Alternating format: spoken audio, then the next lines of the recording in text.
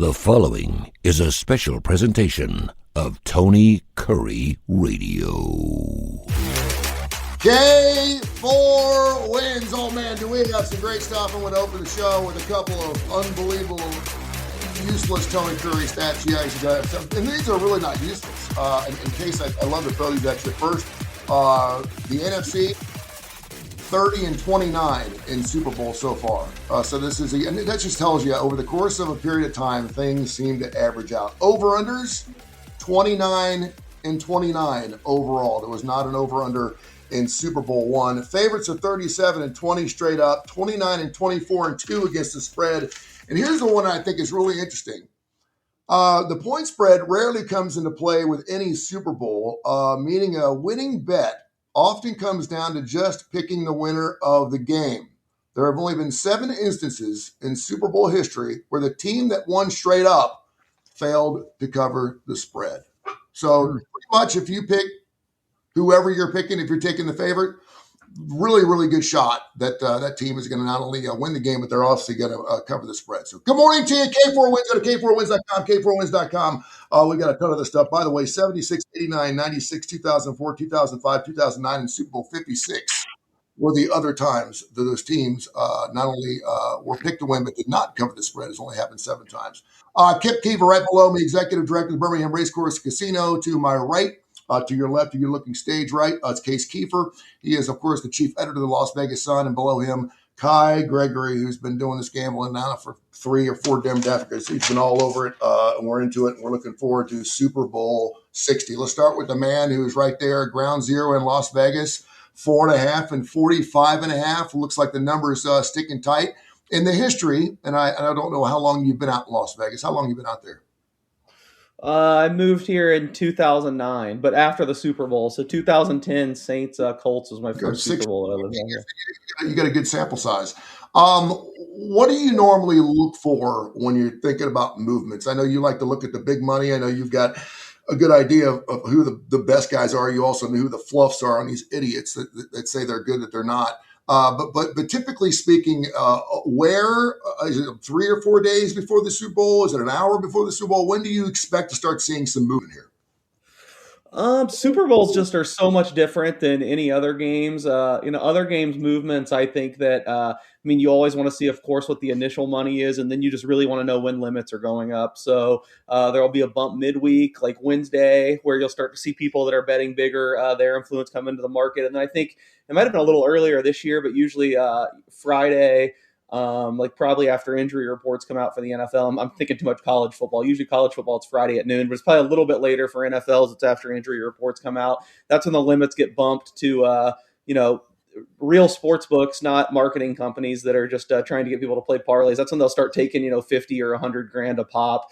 Super Bowls are just different because there's so much interest and so much money that you can get down a ton of money almost immediately. So, I'm really kind of interested in the initial movement, and then it's interesting, I guess, if it moves strongly one way or the other. But then you kind of have to figure it out. Like, does this actually matter? Just to give you an example, how much money is? I think that like Circa alone has already reported they've taken 2 7-figure bets. I think they took like a $2 million bet on the, or maybe it was to win $2 million on the Patriots money line. They took another gigantic bet. They took another $1 million bet, I think, on the Patriots on the point spread. And it was just as interesting that they took those 2 and they didn't really move the line at all. They moved it. I think they moved the money line. I don't remember, like 6 cents. They might have moved the juice just a little bit on the spread. So that kind of tells you something. This is getting a lot of publicity. It tells you that whoever they betted is just a whale, probably a billionaire that likes to gamble. It's not someone whose action they really respect, because if there's a guy who is doing his living, making his living doing this, a really great bettor, and he wants $2 million on the Patriots, I can promise you they're moving that a little bit more. So again, these are problems you don't encounter during a random regular season game between the Patriots and the Jets. It's just Super Bowls are so much different. But I don't know. Hopefully that example gave you a little bit of the lens that I look at it through. Largest bet a close confidant or a friend of yours has made, and then if you would kind of share what's some of the biggest bets you've made in Super Bowl history, if you wouldn't mind. Ooh, a close person. I mean, the most people I talk to about the Super Bowl, I don't want to make it sound like I have some huge network or something. I mean, Yeah.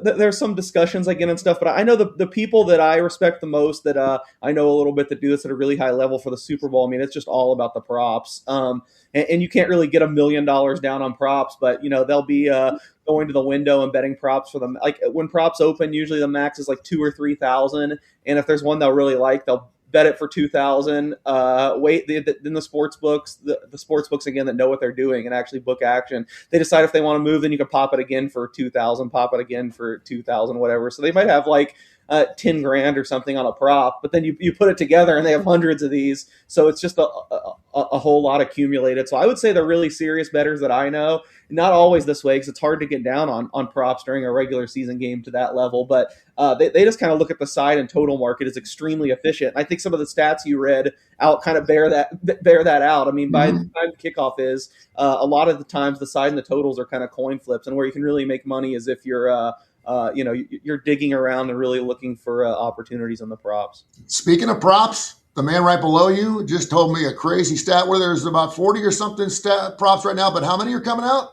Well, the one that I look at online has released about 44 props, but they're like, how long is the national anthem going to be? What color is the Gatorade bath going to be? And then you've got, first touchdown scoring and all that kind of stuff so far. There's actually some really good ones I like.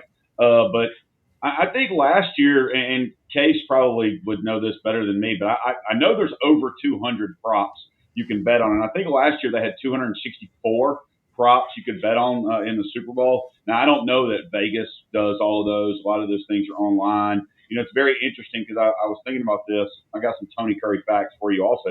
But I was looking at this earlier. Whatever happened to ESPN Bets, that show? Did they just did everybody decide, hey, you can't do this because everybody's throwing point shaving in basketball now, and it's ESPN's fault now? I just wonder. You used to see that show 3, 4, 5 days a week, and we know they stunk. But it was interesting to see just to get that take. And then before throwing it to Kip, Kip, it's funny. I bet that $1 million guy is not our buddy that we see the rants on it throwing $1,000 million.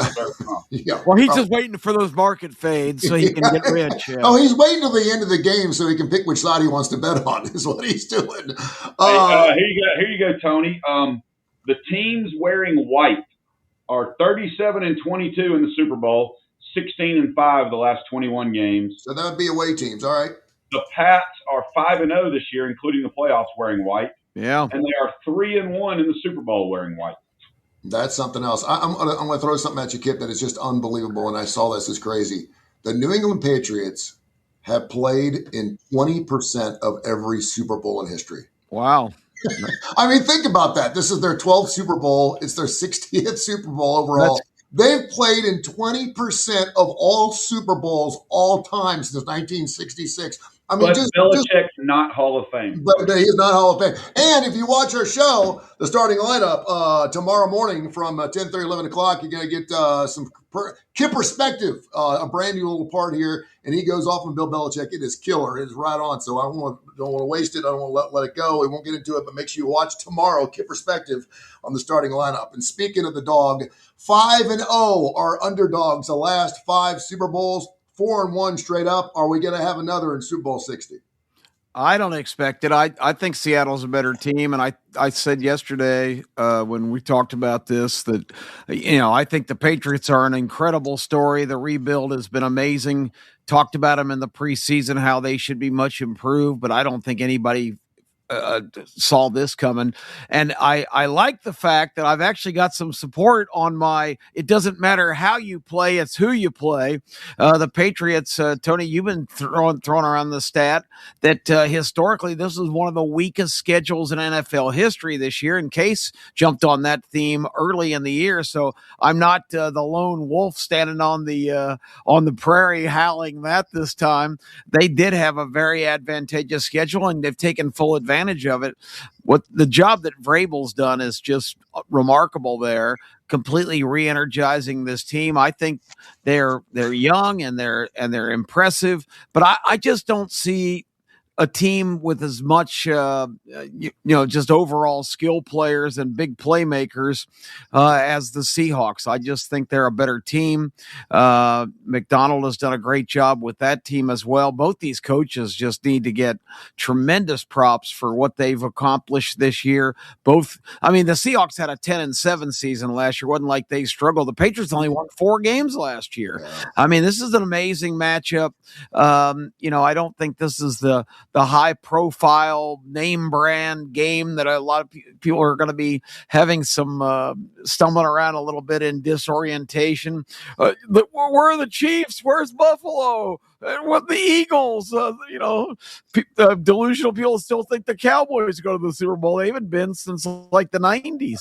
So the Patriots and Seahawks, not a very sexy matchup, but I just think at the end of the day, Seattle's got too much for this Patriot team, who's maybe just a step or two ready from the ultimate prime time. And I think we maybe saw the beginning of the end for Kansas City back in Super Bowl 59. That was one of the worst Super Bowls that I think a lot of people have seen as Philadelphia takes home the hardware. Mike Vrabel could become the first person in football history to win Super Bowls for 2 different teams as a player and also one as a head coach, which is pretty amazing. He's done a wonderful job, so we'll see what happens. Speaking of Sam Darnold, what's the injury report? I heard that Sam didn't practice much yesterday. Of course, and we're still talking a good week out before Super Bowl 60 coming up, still nursing that oblique strain, I guess. And a lot of people said on the team they were freaking out about it, but he hasn't flinched. Case, what are you hearing about his oblique, and is he okay? Yeah, I think that both teams just had a walkthrough this week, so it was kind of a simulated injury report. And yeah, I think Darnold, it was just the same thing, the oblique, which I had a little bit of a concern with. I mean, going into both games, honestly, but it doesn't seem to matter at all. The 49ers game just got so out of hand so fast that I didn't even think he had to be tested. But I thought it might be a factor against the Rams, and it clearly wasn't. I mean, that was one of the best games of his career. So I don't know. At this point, it's going to be a month since he suffered it by game day. It doesn't really concern me at all. I will say, though, I think what should be popping a few more eyeballs is the quarterback on the other side, because Drake May was also listed as limited. With the shoulder injury, there's been some rumblings that he might have banged it up in the last game. I mean, that's going to be a fresher injury. I know Vrabel gave some strange answer when they asked him about, well, not really strange. He just, I don't know. He's kind of dismissive like that. He said, oh, we'll give you an update when we have to. So I don't know. If there's a quarterback, I think both of them will be fine. They'll both gut through it and play. But if you're telling me that one quarterback is going to be limited by an injury, I'd be a little bit more worried about Drake May than Sam Darnold at this point. Sam Darnold in the postseason, 4 touchdowns, 0 picks, 69.8% of his completions. And Drake May, 4-2, 4 touchdowns, 2 picks, has only completed 55.8% of his passes in the postseason so far. And of course, they're playing for Super Bowl 60. It was a really interesting, I got to bring this up because I'm getting old. But Kai has been doing this for a long time. He's been playing both sides for a long period of time. And we've actually gone to Philadelphia together. We've done some things together. And you always had this thing about the number 4 that I wanted to bring up that was kind of like you shouldn't say anything about the number. And I'm like, why? We brought it up on a previous radio show you and I did like 20 years ago. But something about the number 4. Now, it's a 4.5 right now. But what was the stat you said as a book or as a person who's played both sides? What's that number 4? And how do you want to play it? Well, that's a number that I heard a long time ago, probably when I was getting out of high school and starting to bet and doing all those. In the NFL, you don't play a game that's sitting on 4. And you're never supposed to lay 4 with a favorite.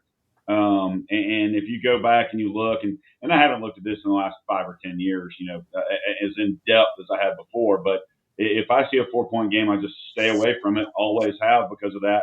Because in the old days, every time I took a 4-point favorite, they lost. Every time. Not just didn't cover, lost the game straight up. And that is an NFL stat. It is not for everything else. It's just an NFL stat. That's really interesting. Sam Darnold is only the 3rd player in NFL history to have played for 5 different teams before he played for the Super Bowl. Can you name the other 2 quarterbacks? And by the way, the other 2 quarterbacks, all of them have lost that Super Bowl game. Can you name the other 2 quarterbacks that have played for at least 5 teams before they played in their first Super Bowl? One was someone. I thought you were going to say all 5 of his teams. I could name no. Yeah, feel free to do that too. I will give Jets, you one. Panthers, 49ers, Vikings, Seahawks. There you have it. Earl Morale from the Colts back in Super Bowl III. I'm not even going to make you ask for that one, but Chris Chandler. Earl Morrell, he was like 55 when he started that game. He was. And Chris Chandler, remember the old Chan man? Super Bowl 33 with the Falcons. He was his sixth, I believe, team that he played for. Of course, they lost that game as well. So some interesting stats going on there too. All right. So everyone's wanting to know, and I mean, we're going to break this down over and over and over again. I think what everyone's looking for is that one piece of nugget. I think everyone's got. Does everyone in the house have a good feeling for who they're going to go for right now? Does everyone feel comfortable about who they're going to like? If you had to make a bet right now, you're good, or are you still trying to decide? Guys, no. I would figure that from you. Kip, do you kind of know who you're going to go with? I would take Seattle right now, unless it goes up another point, which I think if it gets close to 6, that might be a little over the top, because I can see this game coming down to it's a field goal difference at the end and somebody scores and covers, but I can't take the Patriots at this point. Okay, so if it stays 4.5, you're good with the Hawks right now. So yes. Case, do you have a good idea where you're going?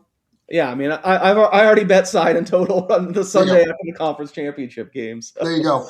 Is there a particular number or stat that you look at that's a little nugget of love that Case has looked at in his illustrious gambling career that a lot of people don't know about that seems to kind of force you or push you into one way or another when it comes to gambling and betting on the Super Bowl winner? Is it rushing stats? Is it a passing stat? Is it something that maybe you're even kind of hooked on that really has nothing to do with the game itself? But it's just like, wow, every time this happens, this team seems to win. No, not really. I mean, there's no magic elixir. I mean, there's just a lot of things I look at. I definitely know like rushing or single game stats. There's so much noise and all that stuff, and you kind of have to, I mean, all these games are completely different. One reason I guess I'll just give away I like the under on this game is like both these teams play at a really slow pace.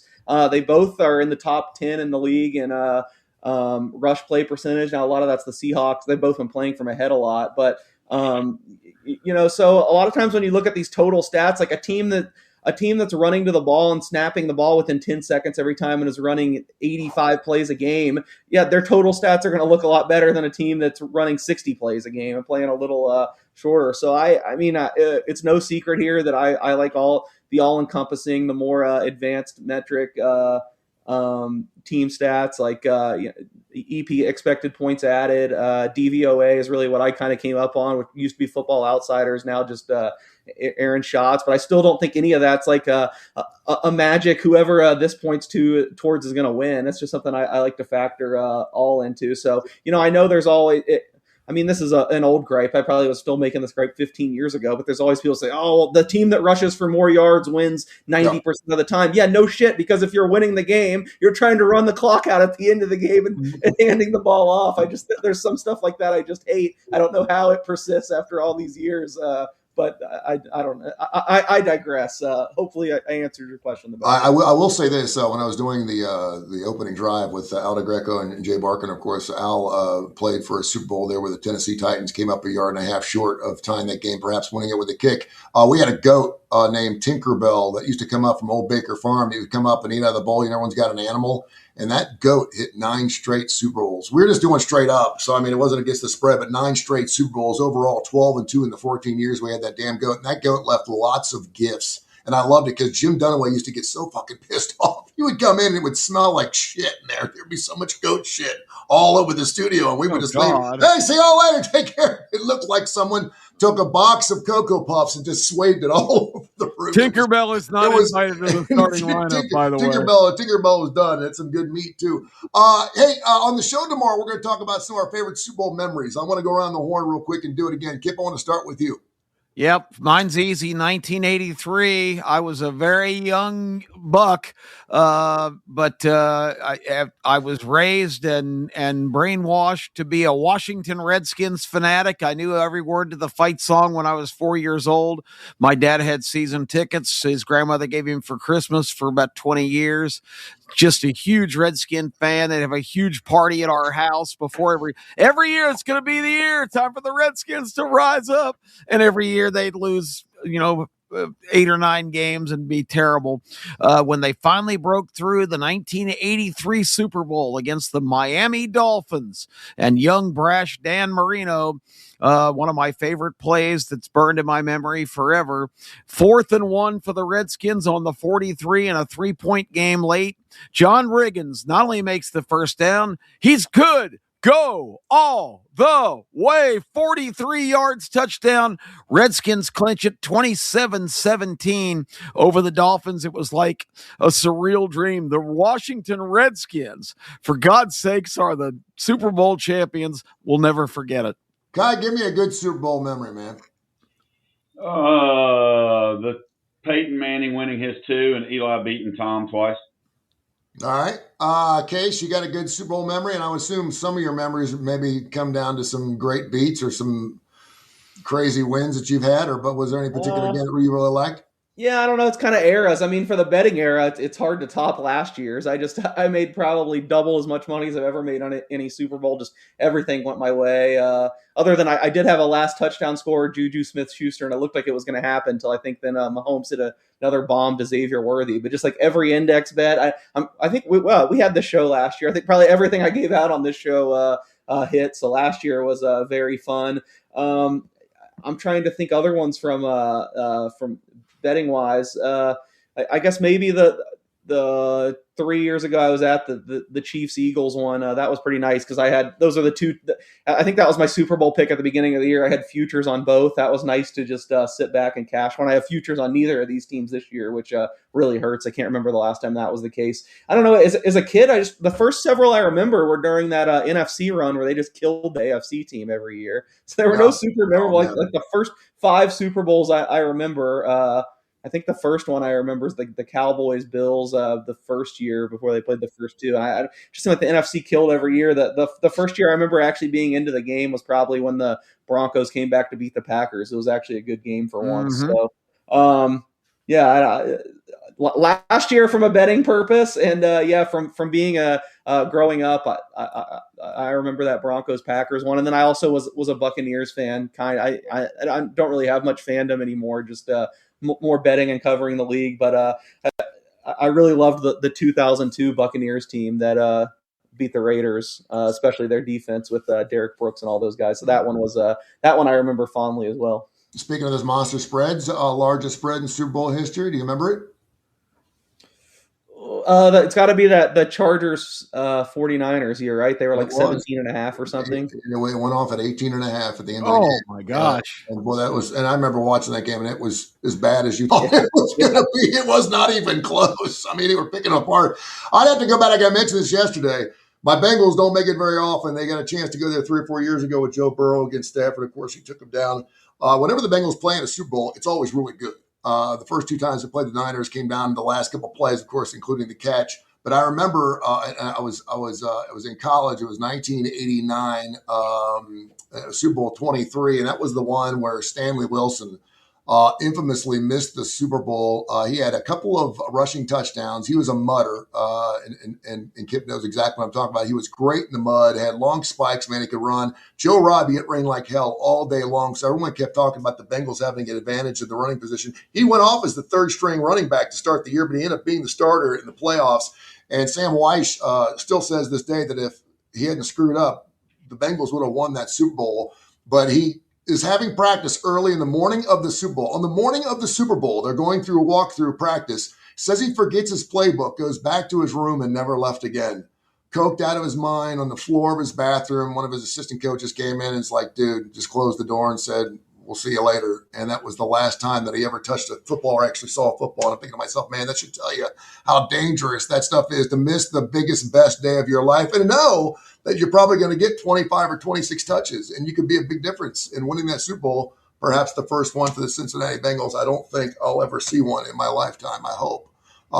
Will I see, let me ask you this, will I see a Super Bowl for the Las Vegas Raiders or the Bengals first?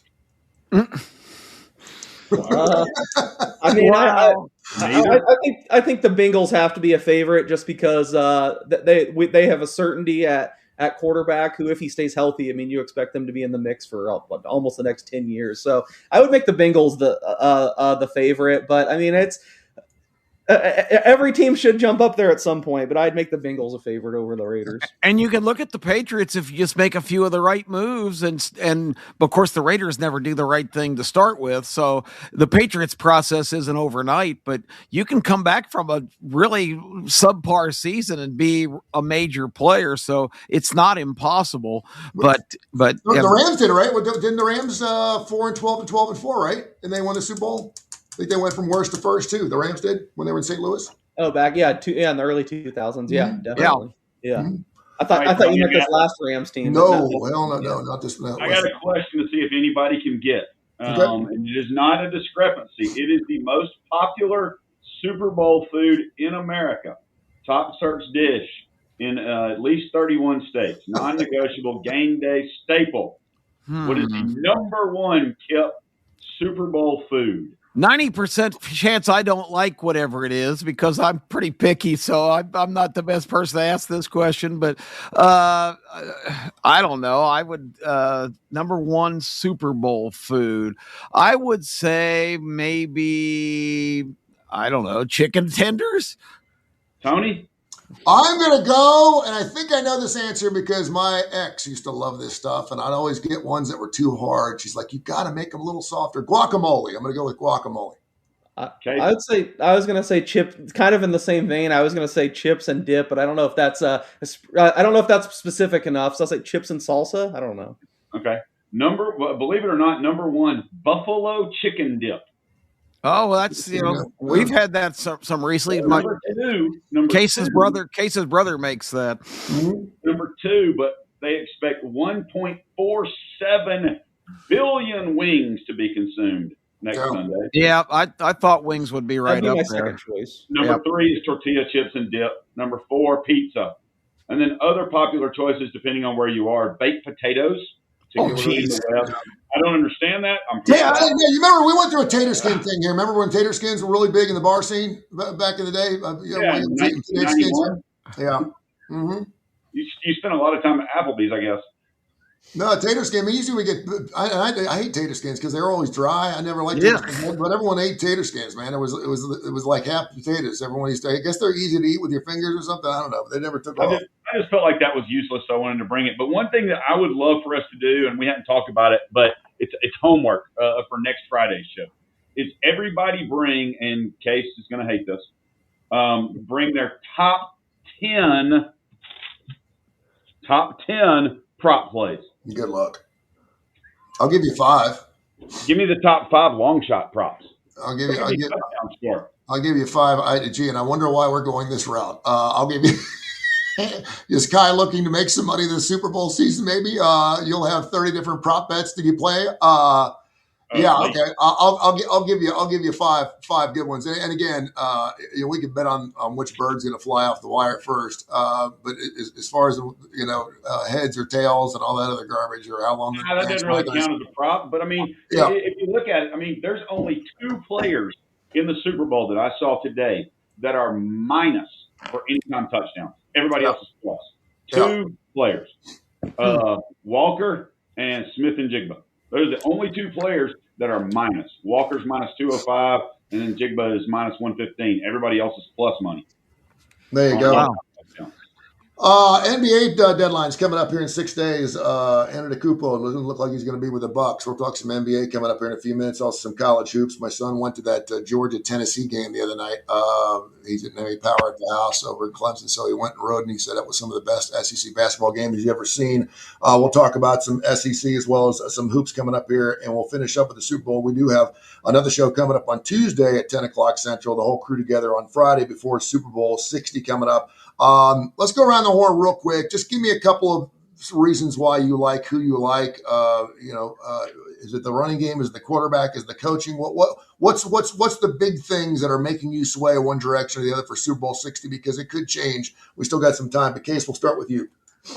Yeah, I'd say I don't feel super strongly about this game. It's hard to feel super strongly about any Super Bowl, though. I think a few in the last few years I have. I know I loved Philadelphia last year, and I'm not just saying that in hindsight. You can go watch our show. No, we know you did, yeah. This year, though, supposedly some places opened Seattle -3.5. I missed that on Sunday, but I did bet Seattle -4 right away. I mean, 4.5 doesn't really make much of a difference, so that would still be my side at 4.5. I just think because they haven't had as much star power, because they kind of came out of nowhere, I think, and we've talked about this on the show throughout the year. Another thing we've mentioned, they've been just amazing. They've been really, really, really good. I think in a column I wrote, I used the word historically good, which might be stretching it a little bit, but I think like one of those numbers I mentioned earlier, DVOA, I think had them rated as like the 7th best team ever since 1978, as far back as reliable play-by-play data goes. And I just feel like that's kind of flown under the radar because they're the Seahawks. They don't really have these superstars or brash personalities. And the Patriots have been good too. They've had a quarterback who I think is going to be among the best in the league for years and years to come. And then the defense has gotten so much better down the stretch of the season. So especially if you weight recency more, I can see why you'd wind up on the Patriots, but I just kind of think these teams are in different classes. So I didn't have a problem laying the 4, and that would still be my pick at 4.5. I only made the number a little bit more. Like if this is just a regular season game in the middle of the year, I probably wouldn't even be betting Seattle -4.5. But it's the Super Bowl, so yeah, I know everyone's going to want action, and I am on Seattle. And as I already mentioned, I like the under too. I just think both these teams. I mean, they're kind of chameleonic in the way they can play different ways if a team forces them to, but I don't think either of them are really going to be pushing it, especially early. I think this might be a little more cagey, so I like the under as well. Just by the way, the last 3 Super Bowls have gone over the posted total. And of course, we mentioned the underdogs 5-0 and 4-1 straight up. Kip, who do you like and why? I can't see this one going over unless there's a lot of turnovers, and I don't really think either of these teams. I mean, I know Darnold has had everybody keeps spewing the stat around. He had 9 picks and down the stretch, and it's only 9 touchdowns. I don't see either one of these offense being real high risk. So unless it's the nerves of the game, so I'd be inclined. And what is the total right now? 45.5. Yeah, I think it's going to be less than that. I don't see a game, really getting into a scoring frenzy. That would probably be the best lean that I would have on the front end, because I'm expecting about a 20-13, 20-14 kind of game. I don't really see a lot of points here. I think Case mentioned it. We know Seattle's defense is shut down, and the Patriots have just gotten better and better as the year's gone on. And Mike Vrabel, a defensive guy, I'm sure that's been a work in progress. So that's my first inclination. I just don't think there's going to be a lot of points here. I think the best player on the field, which in Super Bowls is something I look for. I mean, Smith-Njigba is just an unbelievable talent. He can do it all. He can run the short, tough possession routes. He can beat you down the field. I don't know what his odds are for MVP, but that's another lean that I'd have. I'm just so impressed with this guy at the pro level. I mean, he was good at Ohio State, but man, he is just a monster now. Yeah, watch out. Kip and I are in lockstep in all this game. That's one bet I've already made. I got Smith-Njigba MVP 6-1. This reminds me a lot of when the Rams won the Super Bowl. I know we keep talking about that a few years ago, where Cooper Kupp was clearly the best receiver in the league that year. He won Offensive Player in the Year. I honestly think Puka should probably win it this year, but he's not going to. It's going to be Smith-Njigba. I just feel like if he has a big game, they're going to be more inclined to give him the MVP than Darnold, because got to remember, this is the media voting on this. What do we hear all the national media guys already saying? I can't believe Sam Darnold's this good. I can't believe Darnold's in the Super Bowl. I mean, if Smith-Njigba has like 100 yards and a touchdown, I think 6-1's way too high for his MVP odds. I totally agree. And guys, isn't the idea in the NFL as a quarterback to win games? I mean, Darnold gets more grief than anybody I've ever seen. He's won 28 games in the last 2 years. Yeah. Kai, who do you like and why? I would go New England and under.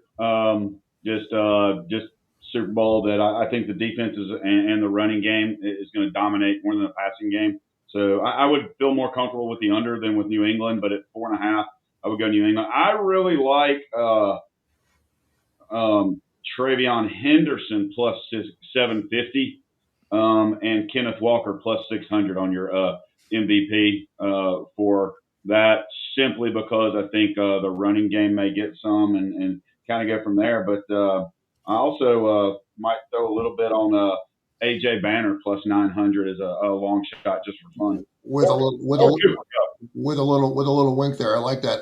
You mentioned New England. If New England does win the Super Bowl, it'll be their 7th, which means they'll break the tie with the Pittsburgh Steelers for most all time. Also, if they lose, they'll also tie the record for the most Super Bowl losses. They'll be 6-6 in Super Bowls. And interesting enough, too, if they win this ball game, they will post their 41st postseason win, which would be a record. Right now, that record is 40.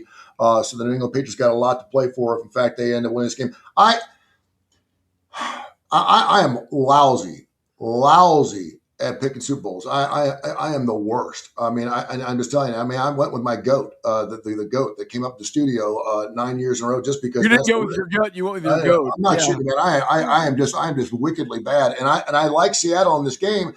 Really, just because I think you are who you are. We saw this in college football and who you play. And New England, their schedule was the third easiest schedule since 1978. 438 was a winning percentage week in and week out. We always talk about why the SEC is so good in basketball and football is because they play SEC play every single week. I mean, that beats the shit out of You're taking Seattle? So no, I'm not. Well, I got a bet with Legend because I let him have it. I'm down 50 to him, and so he's taking Seattle minus the 4. I wouldn't be playing it if it was 3 or 3.5. I'd probably leave it alone. I think 4.5 maybe just. I'm hoping like 20-16 game. I'm hoping Seattle wins 20-16, something like that, 20-17. I am a little concerned about the oblique thing. I think adrenaline will only last you so long. I'm also a little concerned about Drake May and it being only his second year. You've got Vrabel, who's been there, done that for a long time. So I think his temperament's going to be good. He's going to have like a father figure telling him what to do, which I think is really going to benefit him. But yeah, I don't think it's going to be, certainly it's not going to be a high flying game. I agree with you. I like the under 45.5 or 46, wherever you like it. The fact that, trends are fun, and we like to bring them up. The fact the underdogs are 5-0 and 4-1 straight up is pretty amazing, particularly since it is the biggest game of the year. So there's something to look at. But yeah, I'm going to be rooting for New England just because I've got a little side bet with the Legend. But if I had to pick, I always try to figure out. I always say which team's got the better shot of winning a blowout. And I think Seattle's got the better shot at winning a blowout. I always do that with any team. Auburn, Alabama, who's got the better shot at winning a blowout? And I always usually end up going with that team if I can't figure out which direction I want to go. And I don't see New England winning in a blowout, period. I don't see that happening at all. But I could see Seattle winning 34-7. I could. I mean, I just think once they get going, I agree with you guys. I think the pieces are. I was just going to load up on New England if you were on Seattle, is all. And if you're on New England, I'll load up on Seattle.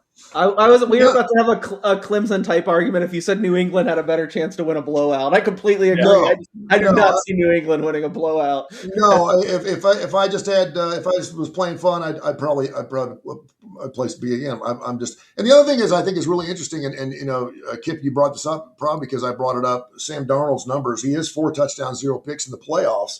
But yeah, 9 touchdowns, 9 picks, second half of the season. He had like 16 touchdowns and 3 picks in his first half of the season. I don't know what that means. I don't know if it's the competition he's playing or maybe his matchups.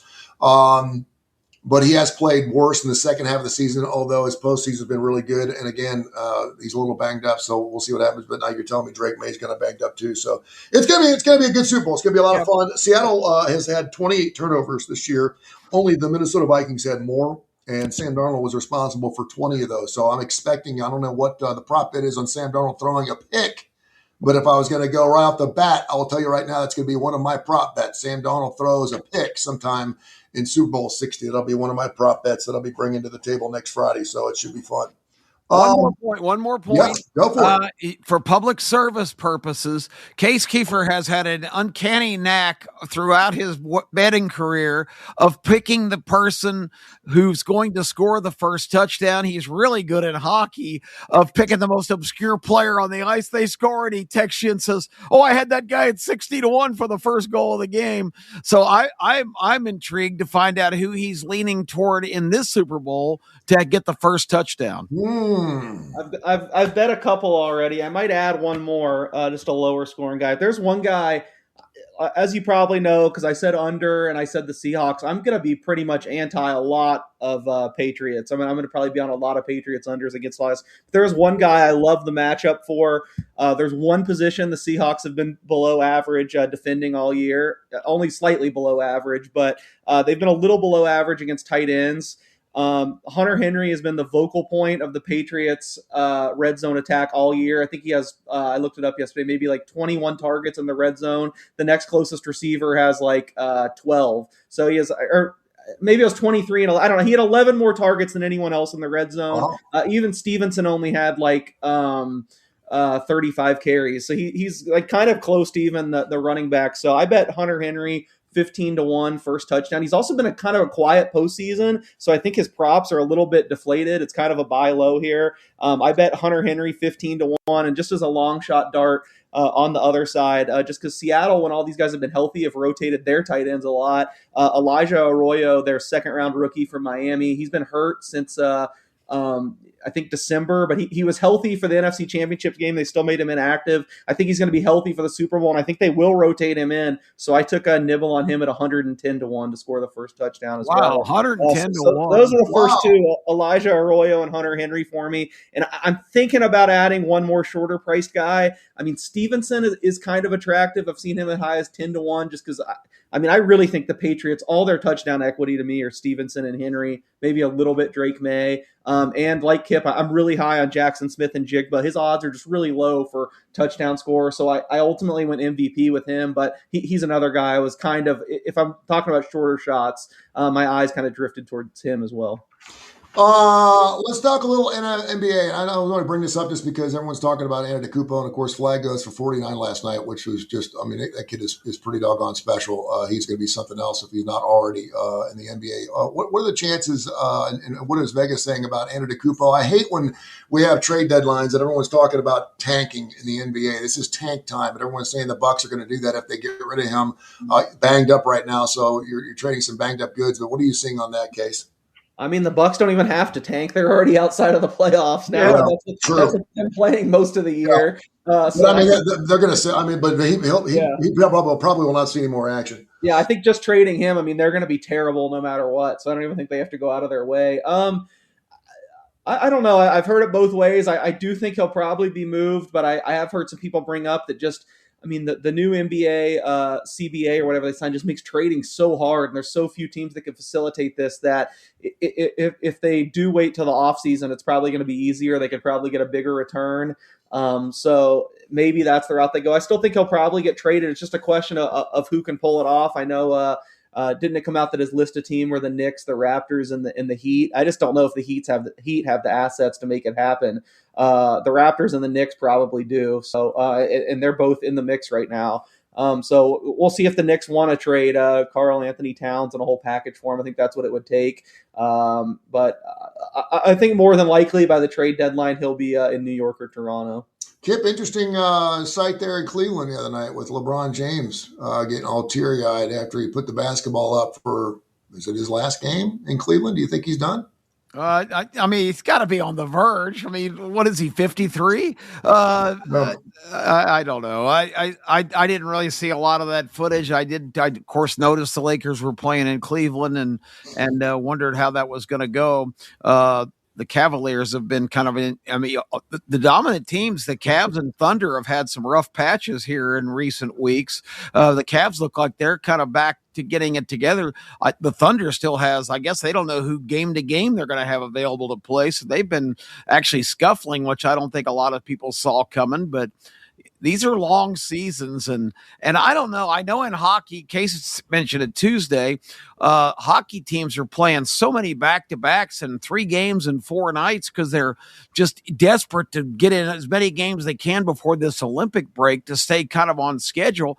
But it seems to me like the NBA teams play a lot of back-to-backs and 3 and 4. So I don't know in this era, I don't know if I remember the schedule being as demanding as it is right now, which I think really, continues to contribute to some teams not being able to keep a very good level of consistency. I think you may be right. I think the Emirates Cup had a lot to do with that too. I think when they started adding that mid-season championship, it kind of finagled some things. You talk about LeBron James, he's 41 years of age. The dude's averaging 22 points a game. That's unbelievable. I mean, it's like, and he's talking about retiring. I don't know, man. I mean, he's still a worthy piece. He's still a starting 5 guy on any team in the National Basketball Association for me, and he still sells seats. So, I mean, maybe they don't need that in LA. But Kai, what's your thoughts on LeBron James? You think he hangs it up? There's 9 NBA games tonight, and I would encourage all of the bettors watching this show to make sure you check the who's hurt and who's not. And I have nothing good to say about LeBron, so I'm not going to comment on that because I think he's a piece of shit. So I'll just move on from there. All right. LeBron's done nothing his whole career, giving money to kids, been a great philanthropist. We got guys that are, we got statues of them we're praying to. They're rapists. And I don't even get me started. Kai and I could not disagree more on the off the court. Okay. But I will say this about any athlete, it includes him. It could be Jordan, who I think is the greatest. Anybody that calls themselves the greatest, there's a reason you have to call yourself the greatest because you're not. Period. Muhammad Ali was. I mean, and he called himself the greatest. Yes, he did for quite some time. Thank you very much. And he sure as hell didn't call himself king. But I digress. I think he does a lot of great things off the court. I think we'd be a lot better society if all these freaking athletes would play the game and stop trying to tell us if we can or can't buy seats because of our political affiliation, whatever your politics are, not just him, whoever your politics are. Stop telling us what we should think and how we should think and who we should vote for and play the damn game you're paid millions of dollars to play. I don't know for an interesting, guest veering back on course. I feel like he's probably done in LA. If I were him, I mean, he could still contribute. I feel like he should go back to Cleveland for one more year. I think that'd be great. He kind of ruined it by somehow getting him to agree to get paid less all those years. I mean, he wasn't in the top 10 NBA paid players for like a 5-year stretch, and now he always wants the max. And I think that's what makes it tough. Yeah, it's going to be hard to sign him. He doesn't need it anymore. If I were him, I'd just take like a vet minimum deal and have one last year in Cleveland because I love that. I love that. Well, here's what I hear, Tony. I hear that he's got 5 years eligibility in college. So I hear Nate Oates has been calling. Yeah. Well, he's behind every one of his players, doggone it. He did nothing wrong. He's playing by the rules, and he's got my full support. If he's averaging 20 in the NBA, he could probably help Alabama down the stretch here. But if his numbers drop off, there's a good chance he's going back to Europe. Okay. Let's do some NHL. I'm going to do it for you, Kai. I know you love the NHL, and I know you got one game tonight. Only one game tonight? Yep. All right. Well, let's and go it's a over bummer. it. Let's analyze it. Let's break it down. Let's do it. What do you got? It's the Blackhawks and the Blue Jackets. Yawn in the exciting city of Columbus, Ohio. The Blue Jackets are better. The Blackhawks have gotten a lot of guys back. So I think the Blackhawks are a team to keep an eye on down the stretch because they're usually a considerable dog. But Columbus seems to be playing pretty well right now. So the Blue Jackets. Anything on that case? I don't have anything on it. I'm trying to look frantically to see if there's anything interesting I could say. I will say it's pretty weird this time of the season. I think the Blue Jackets are still the only team that have fired their coach. Like we talk about college football and NFL teams like firing coaches. NHL's been super fire happy for like the last 10 years. People get fired left and right. Columbus, the only team to have fired their coach. And since they fired him, I think they're like 8-1 or something. They've been really good. Yeah, they're insane. I still feel like they're a little too hot and they're going to come back down to earth. It's hard for me to get on the Blackhawks, so I didn't actually bet them tonight. But if you were forcing me to make a bet on this game, I'm not laying minus 150 with Columbus. I would take the plus money price on Chicago and hope. I think it's probably more like 55-45 Columbus win percentage instead of that number is a little bit more skewed in their favor because Chicago's playing a back-to-back and they got crushed last night against the Penguins or whoever they played. That's the Penguins. Yep. Yeah, the game before they should have beaten the Wild though. They lost in a shootout. So not something I'd bet, but if I had to make a bet, I'd probably be more inclined to take the big plus money on Chicago. We're going to give you a little peep of what you're going to hear tomorrow on the starting lineup with Keefer right now. We got a few minutes here. I realized the Beatles did not make the initial Hall of Fame vote for the Rock and Roll Hall of Fame back in 1989. When they came up with it, Chuck Berry was in there. I forget who they picked, but the Beatles didn't make it to like year 3, okay? You knew they were going to get in. I mean, it was just a foregone conclusion.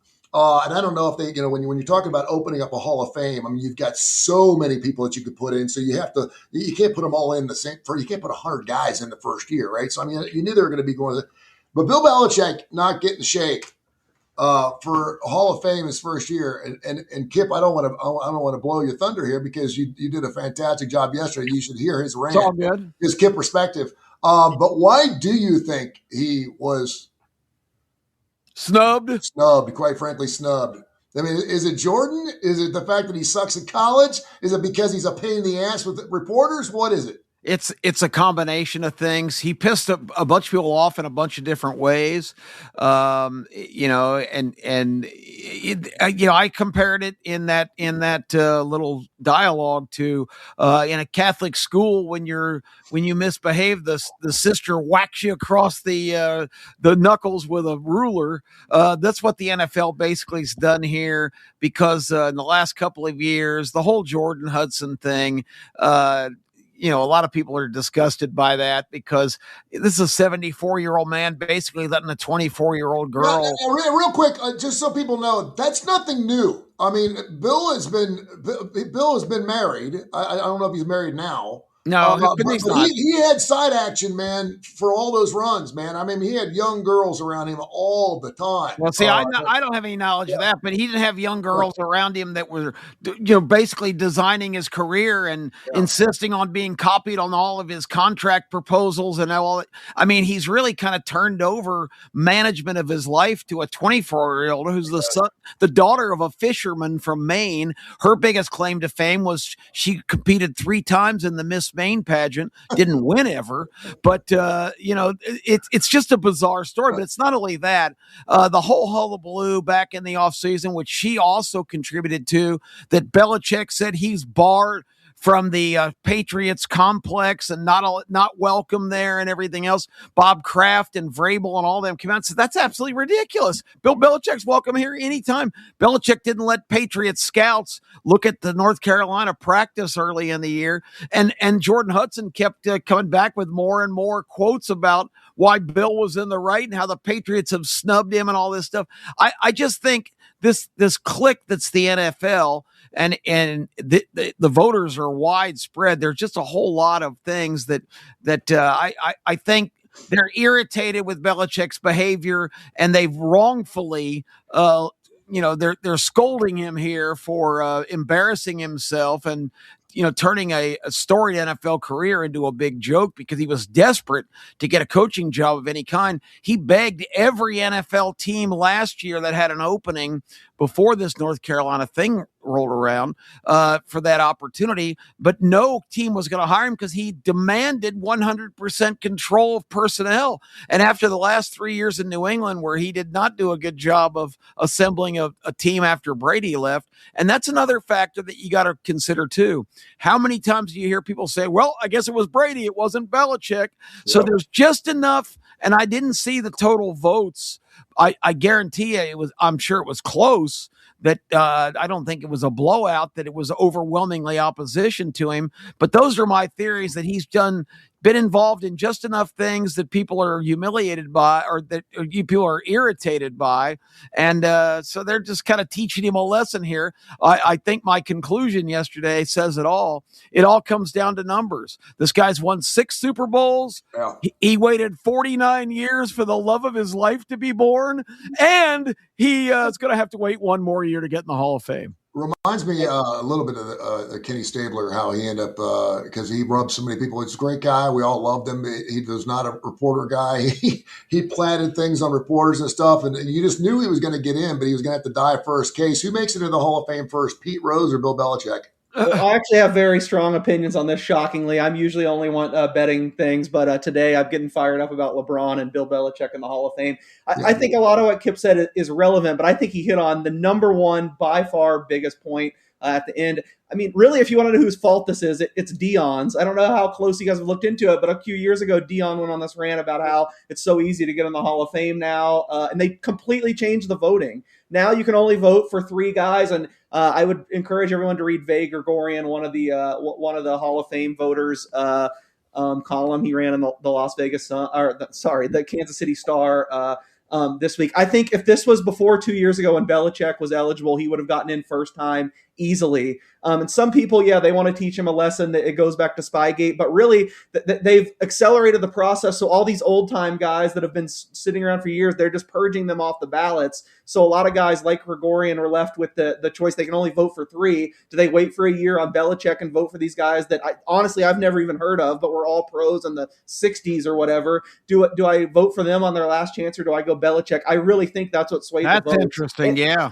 That's what swayed the votes to make him not make it. All that other stuff, it plays into it a little bit. There were some guys that were not going to vote for him no matter what because of Spygate, because of how bad it's been down the stretch. But I absolutely guarantee the biggest lock I will say this year, if this was 2 years ago, he would have gotten in easily. The Hall of Fame just caved too much to Dion saying it's the Hall of Very Good now. They changed all the rules, and that just made it so hard on him. I still think he'll get in probably next year now, especially. I think that's a good bet to make now. And I'm not excusing all the voters. I would have voted for him no matter what. Maybe that means I don't have an appreciation for history or whatever, but look at the average age. A lot of these guys that are voting are way older too, that have been around forever, and they want to honor the old timers. They want to make sure these guys get in. It was just a numbers game, and he got squeezed out. I think that was a bigger factor than and it's old guys who have more damn old guys, damn old men sitting on their front porch.